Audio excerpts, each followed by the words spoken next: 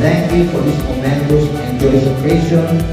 This moment as we come to the part wherein they have been certified, they have been elevated to the next level of spiritual growth, for the newborn birth going to discipleship, for disciples who have now gone through stewardship, and for the ultimate one who have finished the stewardship class, they are now entrusted with the work of helping the appointed Son of God in propagating His word, not only in Hong Kong, but to the rest of the world.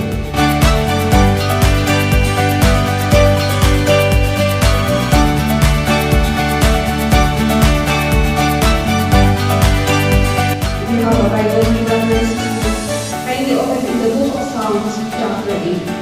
I will read the book chapter 8 as follows with your eyes. Those who are ready to praise the Father. Praise the Father.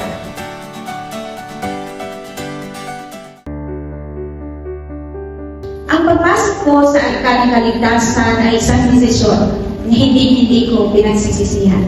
Yet, I consider it as my greatest achievement, my best award na natatanggap ko sa buhay ko, ang maging anak ng ating dakilang Ama. Praise the Father.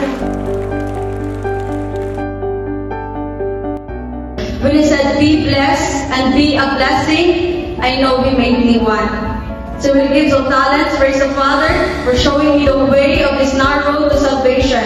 I am now sure certain that God is with me, today, tomorrow, and forever. Praise the Father.